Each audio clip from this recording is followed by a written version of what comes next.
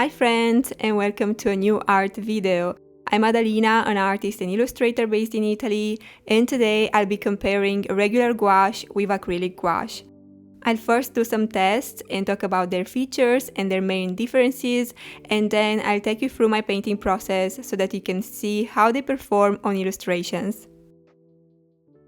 You're going to notice the very first difference when you open the tube because the consistency is so different. The regular gouache is way thicker, while the acrylic gouache is more fluid and liquidy and creamy overall. They indeed have different compositions because acrylic gouache paints are made of acrylic resin and pigments and water, while the regular gouache is made from a combination of pigment and water-soluble binders such as gum arabic. And you may have heard this name, the gum arabic, because this is a binder you can find in watercolors. So this is why regular gouache is so similar to watercolor paints. In fact, you can pour these tubes into pens if you want to use them like watercolors, or you can buy the pre-made gouache pens. These are from Caran d'Ache and this is Studio Gouache, and these are very easy to wet and you can bring them everywhere. You can use them like watercolors. There's not a big difference, just the opacity is different, but overall these are very similar to watercolors. Well, we can't say the same for acrylic paints because these are waterproof, but I'm going to talk about this feature later. And now I'm going to do some tests on paper and show you the main differences and the main features that you can enhance in your paintings.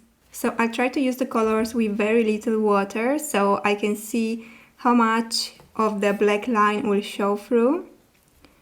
And I start with a regular gouache.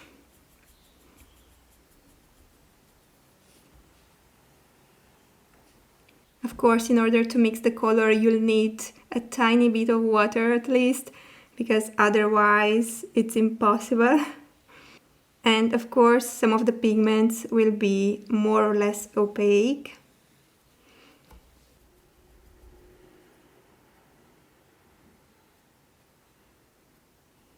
This is a very beautiful color. It's called Smart Blue, and I have it both in regular gouache and acrylic gouache, so I can show it to you how it performs differently. Now let's take it to the acrylic side, and I'll start with the Smart Blue. Wow, this is so much more opaque. And as you can see, I'll always wet the brush first. I may dilute it a bit too much, the red one, because it's very transparent. Yeah, it's difficult to use the same amount of water for every color.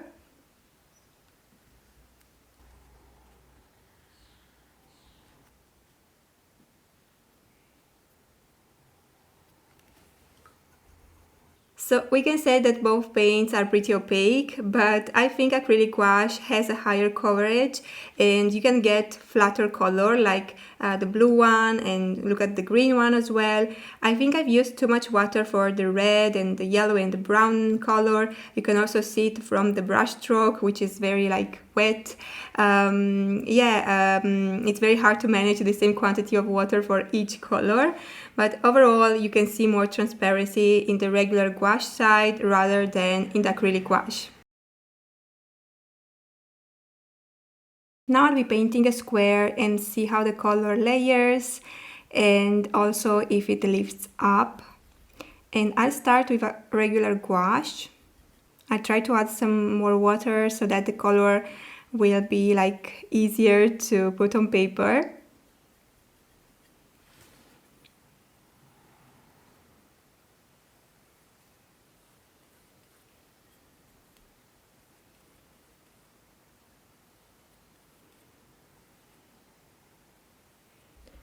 Now I'll do the same with the acrylic gouache and then let them dry.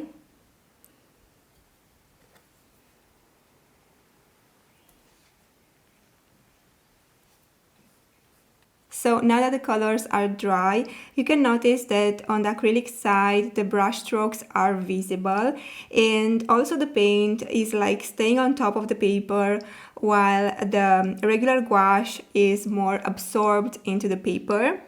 Anyway, let's take the wet brush and go on top of these squares and see what happens. So if I go on top of the regular gouache, you can see that the color moves a lot and you can lift it up. So basically you have to be aware of that, because if you want to blend the edges, you may lift up too much color. It almost disappears.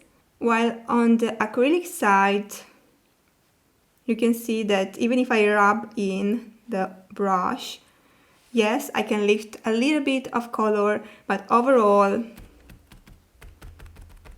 the color is still there. So it doesn't move, it doesn't reactivate with water, and overall I can go on and basically nothing happens. Of course, I may damage the color a little bit if I continue to rub the color, but overall this is a huge difference. This plays a huge role when painting with acrylics instead of regular gouache.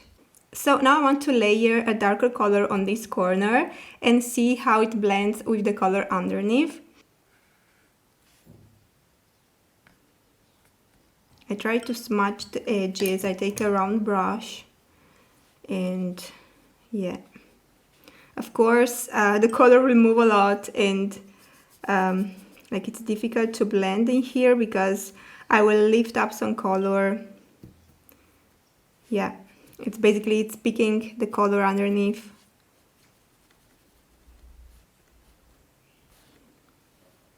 So it's not so easy to blend two colors like with watercolors. I think you have to manage to do a lot of back and forth with the color and to be aware that you'll lift some color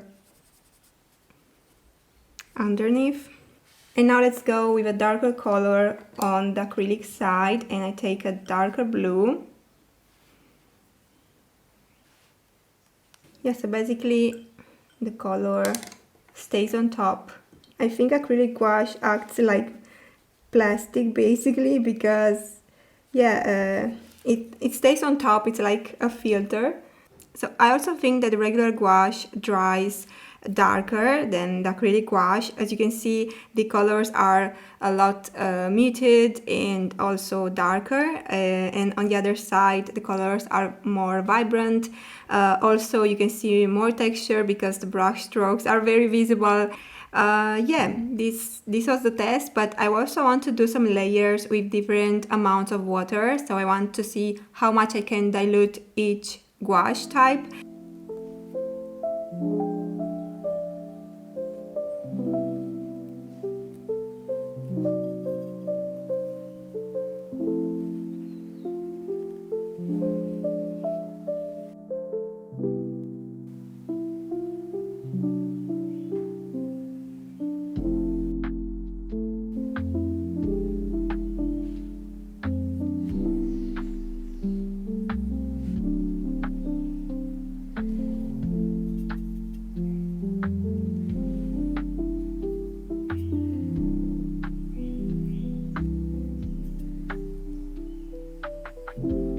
Of course, the color have higher coverage, so you don't have the transparency you have on the regular gouache.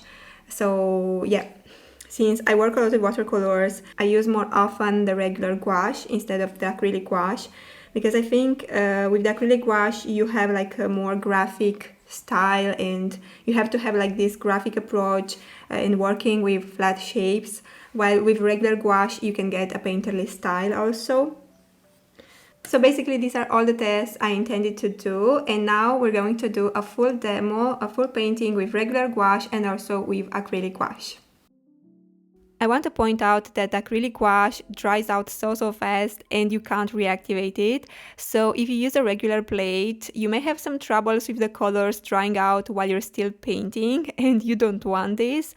So what I usually do is take in this plastic container, then I put in a very wet sponge, like a sponge that I soak in with water, and then I put on top some baking paper and then the colors on top of it, and so they will stay wet all day long. I never have troubles during my painting process because they won't dry basically.